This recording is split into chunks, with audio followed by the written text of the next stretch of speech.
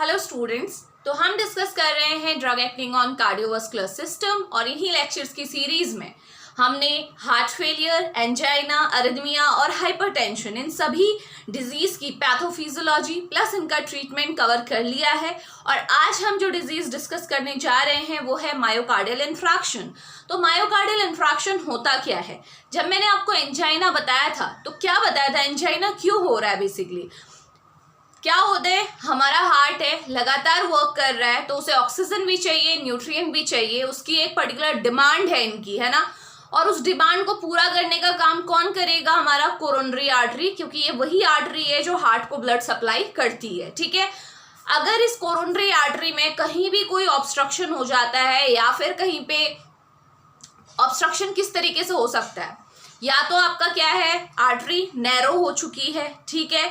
दूसरा कारण हो सकता है कि वहां पे या तो प्लैक बन चुका है, फैट डिपॉजिट होने लगा है, या फिर प्लैक रप्चर होके थ्रोम्बस में कन्वर्ट हो गया है। ये सारी मैंने पैथोफिजियोलॉजी में आपको डिटेल में बताया था। इट मीन्स अगर कोरोनरी आर्टरी में कहीं पे भी ऑब्स्ट्रक्शन आता है तो क्या होगा, हार्ट के उस पर्टिकुलर एरिया में ब्लड की सप्लाई कम हो जाएगी, ऑक्सीजन नहीं मिलेगी, है ना।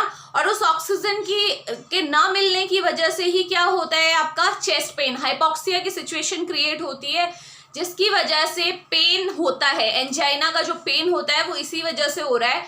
और इस पेन की क्या खासियत होती है, क्योंकि हमारा हार्ट कहाँ है, लेफ्ट साइड में है, थोड़ा सा सेंटर की तरफ ज्यादा झुका हुआ, तो होता क्या है, जो पेन है वो या तो लेफ्ट साइड ऑफ चेस्ट में आपका राइज होगा या फिर सेंटर में, और वो पेन आपका रेडिएट होता है, रेडिएट होके आपके शोल्डर्स में जा सकता है, आपके जॉ लाइन पे जा सकता है। तो ये आपका जो पेन हुआ था वो ऑक्सीजन की कमी की वजह से हुआ था। अब बात ये आती है, अगर इसको थोड़ा सा एक स्टेप आगे चलो, ठीक है, ऑक्सीजन का लेवल कम हुआ, जब तक एक नॉर्मल ऑक्सीजन थी, काम चल रहा था, अगर थोड़ा सा ऑक्सीजन की सप्लाई कम भी हुई थी, जैसे कि स्टेबल एंजाइना के केस में हमने देखा था, तो तब भी क्या हो रहा था, अगर इंसान रेस्ट करता है, क्योंकि ड्यूरिंग रेस्ट हार्ट की डिमांड कम रहेगी, तो काम चल जाता है। लेकिन अगर अनस्टेबल एंजाइना किसी को हुआ है, यानी कि अगर कोरोनरी आर्टरी में थ्रोम्बाई बन चुका है, थ्रोम्बस बन चुका है, ब्लड की क्लॉटिंग हो चुकी है, तो उस केस में जो ब्लड सप्लाई होती है वो बहुत ज़्यादा ऑब्स्ट्रक्ट हो जाती है, तो ऑक्सीजन की बहुत ज़्यादा डेफिशिएंसी हो जाएगी। और ऑक्सीजन की डेफिशिएंसी होगी तो उसकी वजह से क्या होगा, जिस एरिया में हार्ट की मसल्स के जिस एरिया में ऑक्सीजन नहीं मिल रहा होगा, वहां पे आपकी इस्चीमिया की सिचुएशन आ जाएगी। इस्चीमिया मतलब ऑक्सीजन का डेफिशिएंसी। और जब इस्चीमिया की सिचुएशन आती है ना, तो धीरे धीरे उस एरिया में क्या होता है, आपका एटीपी प्रोडक्शन, क्योंकि ऑक्सीजन नहीं है, तो आप जानते हो इलेक्ट्रॉन ट्रांसपोर्ट सिस्टम मैंने आपको बताया था इन साइनाइड पॉइजनिंग, तो हमने क्या देखा था कि ऑक्सीजन ही एटीपी बनाता है माइटोकॉन्ड्रिया में। तो अगर ऑक्सीजन नहीं है तो वो वाले एरिया में एटीपी भी नहीं बन रही, बन रही, तो इसका मतलब उस एरिया को, आपकी स्मूथ मसल के उस एरिया को एनर्जी भी नहीं मिल रही, एनर्जी नहीं मिल रही है, तो इसका मतलब होगा क्या, धीरे धीरे वहां पे जितनी भी सेल हैं उनकी क्या होने लगेगी, डेथ होनी स्टार्ट हो जाएगी। नेक्रोसिस, अपोप्टोसिस, ये मैकेनिज्म है सेल डेथ के, इन्हें हम अलग से कभी स्टडी करेंगे, बट आपको ध्यान में रखना है ऑक्सीजन ना मिल पाने की वजह से सेल डेथ होनी स्टार्ट होगी। और अगर सेल, जब जिस एरिया में सेल सारी की सारी डेड हो जाएंगी, तो वो वहां पे क्या बन जाएगा, एक स्कार बन जाएगा, और उसी स्कार को हम क्या बोलते हैं, इन्फ्राक्ट बोलते हैं। और ये जो प्रॉब्लम हो रही है ये हमारे मायोकार्डियम में हो रही है, ठीक है, इसीलिए इस डिजीज को क्या बोला, मायोकार्डियल इन्फ्रैक्शन। समझ में आ रहा है? एंजाइना को ही थोड़ा सा आगे लेके चल लो तो क्या बन जाएगा आपका, मायोकार्डियल इन्फ्रैक्शन, ठीक है। ऑक्सीजन का कम होना, एंजाइना, ऑक्सीजन के कम होने की वजह से जो ये स्कार फॉर्म हो रहा है, ये क्या है, मायोकार्डियल इन्फ्रैक्शन। और जब ये स्कार बन जाएगा तो अब क्या होगा, वो वाला एरिया बिल्कुल हार्ड हो जाएगा, स्टिफ हो जाएगा, तो वहां पे जो मसल्स थी वो कॉन्ट्रैक्ट नहीं कर पाएंगी। और आप बताइए, अगर आपका हार्ट कॉन्ट्रैक्ट नहीं कर पाएगा तो होगा क्या, हार्ट अटैक ही तो आएगा। इसीलिए मायोकार्डियल इन्फ्रैक्शन को आप हार्ट अटैक भी बोल सकते हो, क्योंकि वो मायोकार्डियल इन्फ्रैक्शन होने के बाद ऑब्वियसली अटैक आएगा ही, क्योंकि आपकी हार्ट की जो कॉन्ट्रैक्टाइल एबिलिटी है वो खत्म हो रही है, ठीक है। वो डिपेंड करेगा कि कितना लेवल का ये प्रॉब्लम आया है, कितने लेवल का। अगर कोरोनरी आर्टरी पूरी तरह से ब्लॉक्ड है तो ऑब्वियसली पूरे हार्ट में ही आपका ऑक्सीजन की सप्लाई नहीं होगी। हो सकता है कि कोरोनरी आर्टरी की किसी एक ब्रांच में आपकी ब्लॉकेज है, तो वो पर्टिकुलर वही एरिया आपका अफेक्ट होगा। क्लियर है? अब हम बात करेंगे मायोकार्डियल इंफ्रैक्शन की। ये तो मैंने एक शॉर्ट फॉर्म में आपको बताया कि कैसे हम एंजाइना से मायोकार्डियल इंफ्रैक्शन को लिंक कर सकते हैं, ठीक है।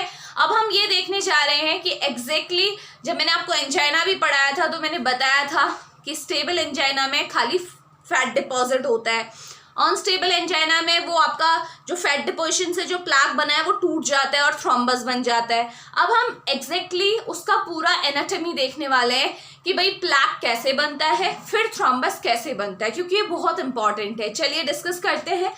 तो सपोज ये हमारी क्या है, ये हमारी कोरोनरी आर्टरी है, ठीक है। ये मैंने कोरोनरी आर्टरी बना दी आपकी। आप देखिए, तो मैंने आपको क्या पूरा हम मायोकार्डियल इंफ्रैक्शन का पूरा पैथोफिजियोलॉजी देखने जा रहे हैं। बहुत अच्छे से देखिएगा, इसको समझने की कोशिश करना कि क्या क्या हो रहा है, ठीक है। तो देखो, सबसे पहले मायोकार्डियल इंफ्रैक्शन में आपका बेसिकली ये कहाँ से स्टार्ट होता है, आपका अनस्टेबल एंजाइना से, ठीक है। लेकिन अनस्टेबल एंजाइना भी पहले स्टेबल एंजाइना का ही कन्वर्ट होके अनस्टेबल एंजाइना होता है। तो देखते हैं कैसे होता है। सबसे पहले क्या होता है आपका, ये आपको सबको पता है कि सबसे पहले क्या होगा, कोरोनरी आर्टरी की ब्लॉकेज को हम देख रहे हैं ना, तो सबसे पहले क्या होगा, फैटी स्ट्रीक्स फॉर्मेशन होती है, ठीक है। ये जो कोरोनरी आर्टरी है, यहाँ पे आपकी जो ये इनर सबसे अंदर की जो आपकी लेयर है, अच्छा आर्टरी की लेयर्स कौन कौन सी होती हैं, आर्टरी में आपकी अगर इन्हें हम लेयर्स में डिवाइड करें, पार्ट्स में डिवाइड करें, तो आर्टरी को अगर मैं इस आर्टरी को ओपन करके देखूंगी तो सबसे बाहर साइड क्या होती है आपकी ट्यूनिका एडवेंसिया, देन क्या आती है, ये सबसे बाहर है ट्यूनिका एडवेंसिया, फिर क्या है ट्यूनिका मीडिया, और सबसे अंदर क्या है ट्यूनिका इंटीमा, ठीक है। यानी कि अंदर की साइड, जो सबसे अंदर की साइड जो आपकी लेयर रहेगी वो क्या है आपका ट्यूनिका इंटीमा। सपोज ये जो मैंने रेड कलर से ड्रॉ किया हुआ है, ये मैंने इंटीमा को ही ड्रॉ किया है, ठीक है, क्योंकि ये जो प्लाक बनेगा ये इंटीमा पे ही बनता है, ठीक हो गया। अब बात ये आती है कि भाई ये प्लाक बना क्यों, कोरोनरी आर्टरी तो हमें समझ में आई कि भाई ये आर्टरी है, आर्टरी के हमें पता है कि सबसे अंदर वाली लेयर को हम क्या बोलते हैं, ट्यूनिका इंटीमा, जहां पे ये प्लाक फॉर्मेशन होनी है। अब इसमें भी देखो एक पॉइंट आता है कि जो हमारा ये ट्यूनिका इंटीमा है ना, सपोज मैंने ये इसे यहाँ एक्सटेंड कर दिया है, ठीक है, ये है ट्यूनिका इंटीमा। तो ट्यूनिका इंटीमा के ऊपर क्या होता है, हमारा वेस्कुलर एंडोथीलियम प्रेजेंट होता है, सबको पता है, होना चाहिए, अगर नहीं भी पता है तो। ये हमारा क्या है, वेस्कुलर एंडोथीलियम। पूरी आर्टरी की जो इंटीमा है अंदर वाली लेयर, उसको बाहर से कवर करके रखेगा वेस्कुलर एंडोथीलियम। और वेस्कुलर एंडोथीलियम का क्या फंक्शन होता है, ये क्या करता है, हमारा एनो रिलीज करता है और प्रोस्टासाइक्लिन्स को रिलीज करता है, और दोनों ही क्या है, वेजोडाइलेटर्स हैं, ठीक है। तो जब तक एंडोथीलियम इंटैक्ट है, इसका मतलब कोरोनरी आर्टरी डायलेट हो सकती है जरूरत पड़ने पर। लेकिन अगर ये एंडोथीलियम डैमेज हो गया तो क्या होगा, क्या ये फिर एनो या फिर आपका प्रोस्टासाइक्लिन फॉर्म कर पाएगा, नहीं, ठीक है। तो यही हमारा मायोकार्डियल इंफ्रैक्शन का फर्स्ट स्टेप है, समझ में आ रहा है। तो ये प्लाक बनने से पहले, सपोज अब मैं इसको हटा रही हूँ, ये मेरे को केवल आपको समझाना था कि प्लाक कैसे इंटीमा के ऊपर बनता है, और अब इसे हम डिटेल में देखेंगे। तो सबसे पहले हमें पता होना चाहिए कि जो हमारी इंटीमा है, इंटीमा के ऊपर वेस्कुलर एंडोथीलियम की लेयर है, ठीक है। अब क्या, जब तक ये वेस्कुलर एंडोथीलियम इंटैक्ट है तब तक का ब्लड सप्लाई ठीक ठाक रहेगी, ठीक है, जितना चाहिए। सपोज ये मेरी मसल्स है, हार्ट की ये मसल वाला एरिया है, यहाँ पे ब्लड सप्लाई होनी है, ठीक है। तो यहाँ आसानी से ब्लड सप्लाई होगी और आपका ऑक्सीजन इनफ अमाउंट में मिलेगी और ये मसल कॉन्ट्रैक्ट करेगी, ठीक हो गया। अब देखो क्या होता है मायोकार्डियल इंफ्रैक्शन में, अगर किसी भी वजह से ये वेस्कुलर एंडोथीलियम डैमेज हो जाए, सपोज यहाँ से मैं डैमेज कर रही हूँ इसे, ठीक है, ये डैमेज हुआ, ठीक। तो वेस्कुलर एंडोथीलियम डैमेज होने की वजह से क्या होता है कि हमारा जो ब्लड है, ठीक है, ब्लड में आप जानते हो कि हमारा जो कोलेस्ट्रॉल है वो किस फॉर्म में ट्रांसपोर्ट होता है। अभी मैं आपको लिपिड ट्रांसपोर्ट पढ़ाने वाली हूँ, ठीक है, उसमें हम डिटेल में देखेंगे हालांकि, लेकिन आप ध्यान रखिएगा कि जो हमारे ब्लड में हमारा कोलेस्ट्रॉल होता है वो हमेशा लिपोप्रोटीन के फॉर्म में ट्रांसपोर्ट होता है, ठीक हो गया। कौन कौन से लिपोप्रोटीन होते हैं हमारे? काइलोमाइक्रोन है हमारा, वेरी लो डेंसिटी लिपोप्रोटीन है, इंटरमीडिएट डेंसिटी लिपोप्रोटीन है, लो डेंसिटी लिपोप्रोटीन है, हाई डेंसिटी लिपोप्रोटीन है। ये 5 फॉर्म है हमारी लिपोप्रोटीन की जिनके अंदर कोलेस्ट्रॉल ट्रांसपोर्ट हो रहा है। ठीक हो गया। अब बात ये आती है कि जो हमारा इन सारे में से ना जो एलडीएल है, लो डेंसिटी लिपोप्रोटीन, वो क्या है? बैड लिपोप्रोटीन है, ध्यान रखिएगा। ठीक है, या उसे बैड कोलेस्ट्रॉल आप बोल सकते हो। जबकि जो एचडीएल है वो क्या है आपका?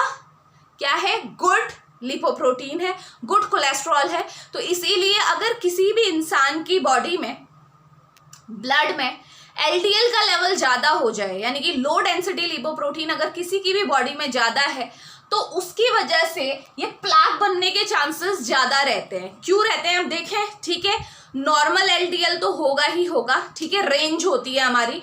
लाइक अगर एचडीएल की मैं बात करूँ तो 50 to 55 mg per day HDL कम से कम होना चाहिए। उससे कम होगा तो दिक्कत आएगी। ठीक है, क्योंकि ये क्या करता है, ये हमारे जितने भी पैरिफेरल टिश्यूज हैं उनसे कोलेस्ट्रॉल को खींचता है, ताकि कोलेस्ट्रॉल का लेवल कम से कम रहे हमारे टिश्यू लेवल पे। ठीक है, और इसको पूरा ट्रांसपोर्ट लीवर को कर देता है। नेक्स्ट हमारा क्या है?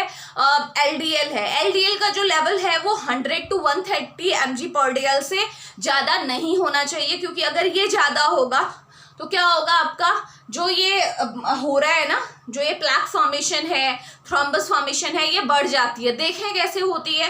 तो देखिए, तो सिचुएशन क्या आई कि ये वैस्कुलर एंडोथेलियम डैमेज हुआ, और ये जो इंसान जिसकी हम बात कर रहे हैं, जिसकी बॉडी की ये कोरोनरी आर्टरी है, सपोज इसके ब्लड में एलडीएल का लेवल ज़्यादा है। ठीक है, जो लो डेंसिटी लिपोप्रोटीन यानी कि जो बैड कोलेस्ट्रॉल है वो ज़्यादा है। अब एलडीएल के ज़्यादा होने का कारण क्या हो सकता है? क्या हो सकता है? एलडीएल किस किस वजह से ज़्यादा हो सकता है? क्या क्या रीज़न होंगे? फैमिली हिस्ट्री हो सकती है। ठीक है, फैमिली में पहले से अगर ऐसा कुछ जीन वगैरह में कुछ चेंजेस हैं, ऑल्ट्रेशन है, तो हो सकता है कि आपका एलडीएल लेवल ज़्यादा हो। आपकी सेडेंटरी लाइफस्टाइल हो सकती है, कि आपकी फूड हैबिट, स्मोकिंग, ये सारे फैक्टर्स होते हैं जो एलडीएल के लेवल को इंक्रीज करने का काम करते हैं। तो ऐसे बहुत सारे फैक्टर्स हैं जिनकी वजह से एलडीएल का लेवल बढ़ सकता है। ठीक हो गया। तो अगर किसी का एलडीएल बढ़ा हुआ है, ठीक है, और साथ ही साथ उसका ये वैस्कुलर एंडोथेलियम डैमेज हो गया है। अब ये वैस्कुलर एंडोथेलियम डैमेज किस वजह से हुआ होगा, इसकी एग्जैक्ट पैथो तो नहीं पता है, कि स्टेटेड नहीं है कि भाई ये एग्जैक्टली किस वजह से हुआ है, बट ये इंटरप्रेट किया गया कि जो high blood pressure, vascular endothelium के डैमेज होने का कारण हो सकता है कि हाई ब्लड प्रेशर हो, डायबिटीज़ किसी को है, कोई स्मोक करता है, ठीक है, स्मोकिंग हैबिट्स हैं, तो ये सारे फैक्टर्स हो सकते हैं कि जिसकी वजह से वैस्कुलर एंडोथेलियम डैमेज हुआ है। समझ में आ रहा है? ठीक है, एग्जैक्टली नहीं बता सकते, बट एंडोथेलियम के डैमेज होने के ये रिस्क फैक्टर हो सकते हैं। तो ये हमारा एंडोथेलियम डैमेज हो गया। एलडीएल ऑलरेडी हमारे इस इंसान की कोरोनरी आर्टरी यानी कि इसके अंदर जो ब्लड फ्लो कर रहा है उसमें एलडीएल ऑलरेडी ज़्यादा है, तो होगा क्या, फटाफट से ये एलडीएल आएगा।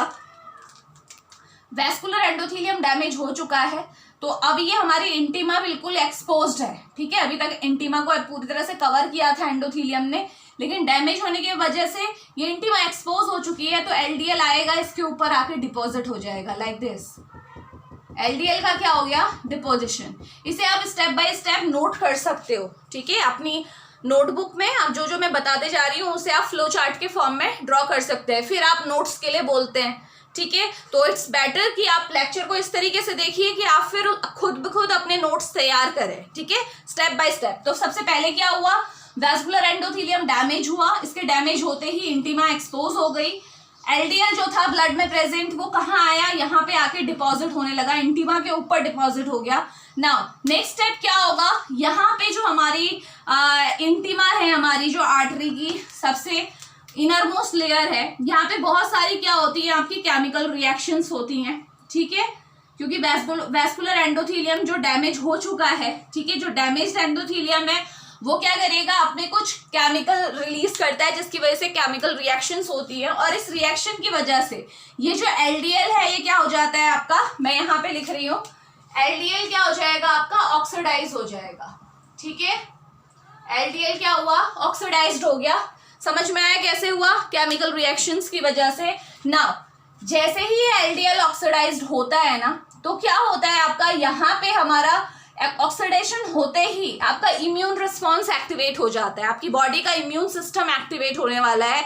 और वो सिस्टम किस वजह से एक्टिवेट होता है, क्योंकि जो डैमेज्ड वैस्कुलर एंडोथेलियम है, जो डैमेज हुई है, वो क्या करती है, अपने अंदर से साइटोकाइन्स को रिलीज करना स्टार्ट कर देती है, क्योंकि वो इस चीज का सिग्नल आपकी बॉडी को भेज रही है कि कुछ न कुछ गड़बड़ हुई है, ठीक है। और गड़बड़ के केस में आपको पता है हमारा इम्यून सिस्टम ही काम करता है। तो एकदम से क्या होगा, एलडीएल के ऑक्सीडेशन के बाद सेकेंड स्टेप क्या होगा, हमारे वैस्कुलर एंडोथेलियम से साइटोकाइन रिलीज होगा, ठीक है। साइटोकाइन सबको पता है ना, साइटोकाइन क्या होते हैं, cytokine released from vascular endothelium. Cytokines क्या होते हैं, हमारे इन्फ्लेमेटरी मीडिएटर्स हैं आपके, ठीक है, इम्यून सिस्टम के मीडिएटर्स हैं। जैसे ही ये साइटोकाइन रिलीज होते हैं तो हमारे इम्यून सिस्टम को पता लग जाता है कि हाँ गड़बड़ हुई है। तो अब होगा क्या बताओ, फटाफट से हमारे ब्लड में जो मोनोसाइट्स हैं, टाइप ऑफ WBC, पता है ना, टाइप ऑफ WBC मोनोसाइट्स, जैसे ही साइटोकाइन रिलीज होते हैं तो मोनोसाइट्स को मैसेज मिल जाता है और ये मोनोसाइट भागते हुए कहाँ चले जाते हैं, साइट ऑफ इंजरी के पास, जहां पे भी साइट ऑफ एलडीएल ऑक्सीडेशन के पास, जहां पे भी वैस्कुलर एंडोथेलियम डैमेज हुआ था वहां पे ये मोनोसाइट भागते हुए जाएंगे। तो इसके बाद नेक्स्ट स्टेप क्या होगा आपका, मोनोसाइट माइग्रेशन, ठीक है। कहां हुआ migration, towards the site of damage, ठीक है। जहां पे डैमेज था यहाँ पे मोनोसाइट्स फटाफट से दौड़ते हुए आए। जैसे ही मोनोसाइट यहाँ पे पहुंचेंगे, ठीक है, मोनोसाइट जैसे ही यहाँ पे पहुंचेंगे तो आपको पता है कि यहाँ पे जब भी डैमेज्ड एरिया में मोनोसाइट पहुंचते हैं, यानी कि टिश्यू लेवल के कांटेक्ट में आते हैं, तो मोनोसाइट किस में कन्वर्ट हो जाते हैं, आपके मैक्रोफेज में, ठीक है। मोनोसाइट का कन्वर्जन ये मैंने जब मैं हीमोपोइसिस पढ़ा रही थी तब भी मैंने आपको बताया था कि जो मोनोसाइट जैसे ही, जब तक वैस्कुलर एंडोथेलियम इंटैक्ट है मोनोसाइट्स ही रहेंगे, ब्लड लेवल पे मोनोसाइट ही होते हैं। लेकिन जैसे ही ये टिश्यू के कांटेक्ट में आते हैं, क्योंकि इंटीमा लेयर है, टिश्यू है, उसके जैसे ही कांटेक्ट में ही आएंगे तो ये मोनोसाइट यहाँ पे पहुंचते ही किस में कन्वर्ट हो जाएंगे, आपके मैक्रोफेज में कन्वर्ट हो जाएंगे, ठीक है। और ये जो कन्वर्जन जो असिस्ट करेगा ये ऑक्सीडाइज्ड एलडीएल करेगा। ये ऑक्सीडाइज्ड एलडीएल की वजह से ही मोनोसाइट क्या हो रहे हैं, मैक्रोफेज में कन्वर्ट हो रहे हैं। तो नेक्स्ट स्टेप क्या होगा आपका, conversion of monocytes into macrophage, ठीक हो गया। किसकी वजह से हुआ ये कन्वर्जन, पहली बात क्योंकि ये क्या है आपका टिश्यू लेवल के कांटेक्ट में आ गए हैं, और दूसरी बात क्योंकि जो एलडीएल, जो ऑक्सीडाइज्ड एलडीएल है ये क्या करता है, इस कन्वर्जन को असिस्ट करता है, ठीक हो गया। अब मोनोसाइट मैक्रोफेज में बदल चुके हैं। मैक्रोफेज का काम क्या होता है, फेगोसाइटोसिस, ये क्या करते हैं, सेल ईटिंग स्टार्ट कर देते हैं, है ना। तो मोनोसाइट जैसे ही यहाँ पे आएंगे, सपोज ये हमारे मोनोसाइट है, ठीक है, इनको मैं स्टार फॉर्म में दिखा देती हूँ आफ्टर कन्वर्जन, ये हमारे मोनोसाइट है। चलिए, ये मोनोसाइट मैक्रोफेज है, ये मोनोसाइट मैक्रोफेज में कन्वर्ट हो चुके हैं। अब ये मैक्रोफेज क्या करेंगे, ये जो इनको ऑक्सीडाइज्ड एलडीएल दिख रहा है ये फटाफट से इसे क्या कर लेंगे, इंगल्फ कर लेंगे, यानी कि सेल ईटिंग होनी स्टार्ट हो जाएगी। तो नेक्स्ट स्टेप यही होगा आपका, फेगोसाइटोसिस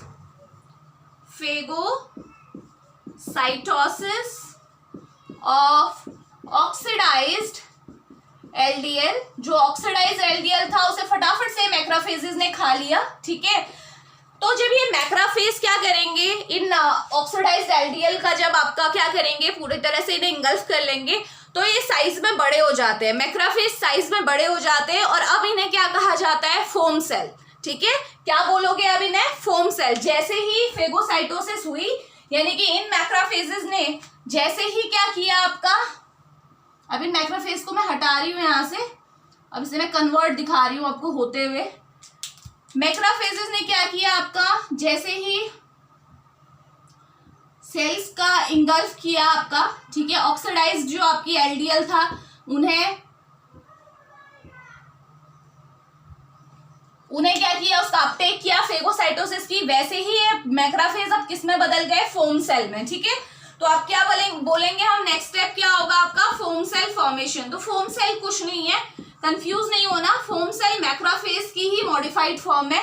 मैक्रोफेज जब अपने अंदर ऑक्सीडाइज्ड एलडीएल को ले लेते हैं, ठीक है, तो उसे क्या, क्योंकि कोलेस्ट्रॉल जो है, क्योंकि एलडीएल ऑब्वियसली एलडीएल में क्या है आपका कोलेस्ट्रॉल तो प्रेजेंट है, ठीक है, तो जब कोलेस्ट्रॉल फोम सेल के अंदर जाता है तो फोम जो आपकी मैक्रोफेज के अंदर जाता है तो वो साइज में बड़ी जो हो जाती है और इसे अब हम क्या बोलने लगते हैं, फोम सेल, क्योंकि इसके अंदर ग्लोब्यूल्स के फॉर्म में आपको कोलेस्ट्रॉल देखने को मिलेगा। ठीक हो गया, तो फोम सेल फॉर्मेशन हो गई।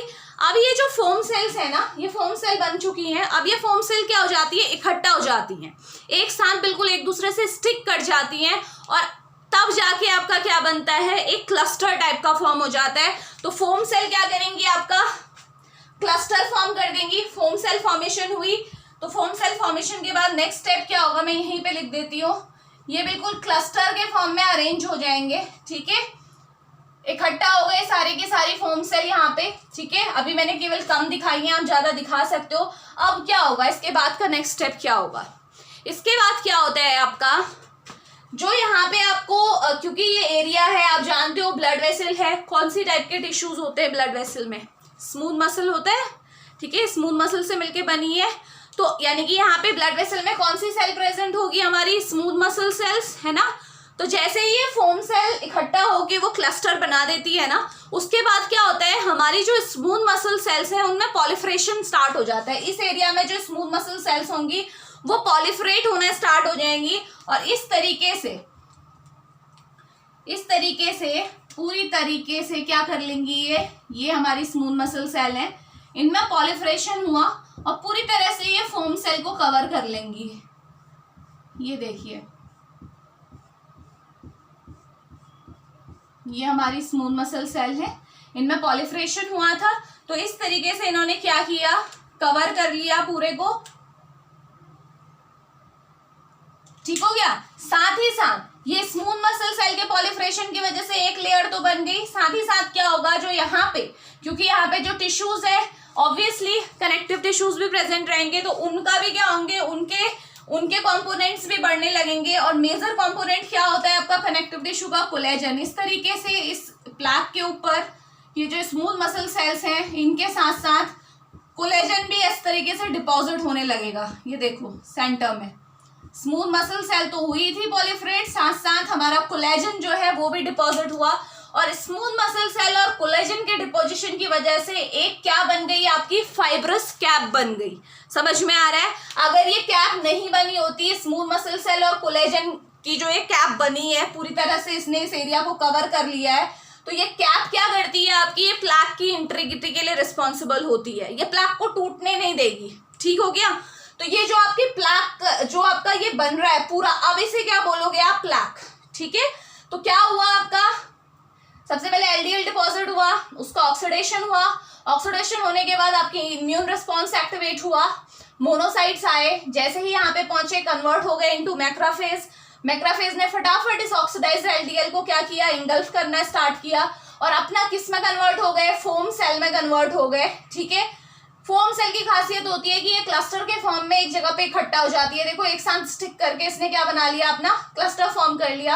आफ्टर दैट जो हमारे यहाँ पे जो डैमेज्ड वेस्कुलर एंडोथेलियम की आसपास की जो स्मूथ मसल सेल्स हैं और साथ ही साथ जो कनेक्टिव टिश्यू है उसमें प्रोलिफरेशन स्टार्ट हो जाएगा।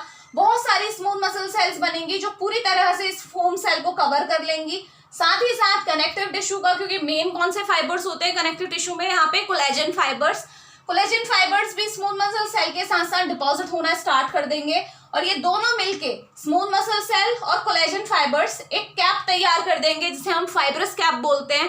तो लास्ट में हम यही लिखेंगे, मैं वो पूरा बता चुकी हूँ। तो क्या हो जाएगा आपका, fibrous cap formation due to deposition of smooth muscle cell as well as collagen. Okay, fibrous cap तैयार हो गई है। अब इसे आप क्या बोलते हैं, फाइनली यही आपका क्या है, प्लाक है। जो मैंने आपको स्टेबल एंजाइना में बताया था ना कि प्लाक बन जाता है फैट डिपोजिशन की वजह से, वो यही प्लाक है। ठीक है, अब इसका क्या होता है, एक चीज ध्यान रखना, जनरली जो फैट का डिपोजिशन होता है वो हर किसी की आर्टरीज में होता है। आफ्टर एज ऑफ 10 जैसे हम एडोलसेंस में जाते हैं बेसिकली, तो हर किसी की कोरोनरी आर्टरी में फैट डिपॉजिट होता है, फैटी स्ट्रिक्स आपको देखने को मिलेंगे।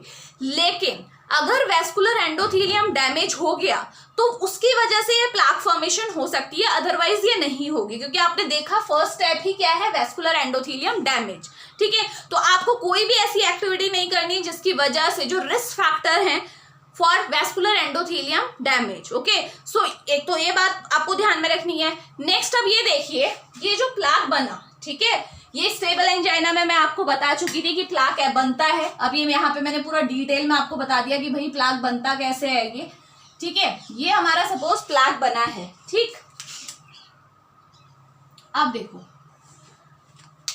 इस प्लाक की वजह से क्या है, अगर कोरोनरी आर्टरी, हमेशा ध्यान रखना, कोरोनरी आर्टरी अगर 70% तक अगर डैमेज हो गई है, ठीक है, या ब्लॉक हो गई है, डैमेज नहीं बोलूंगी, करेक्ट वर्ड है आपका, ब्लॉक हो चुकी है, 70% ब्लॉक हो चुकी है, केवल 30% रिमेनिंग ओपन है, यानी कि केवल 30% एरिया ऐसा है जिससे ब्लड आपका आगे जा सकता है। ठीक है, तो ऐसी सिचुएशन में भी अगर इंसान रेस्ट करता है ना, अगर इंसान कोई एक्सर्शन वाली एक्टिविटी नहीं कर रहा है, एक्सरसाइज नहीं कर रहा है, ठीक है, कोई इमोशनल स्ट्रेस में नहीं है, तो तब भी हमारी मसल्स को ऑक्सीजन की इनफ सप्लाई मिल जाती है।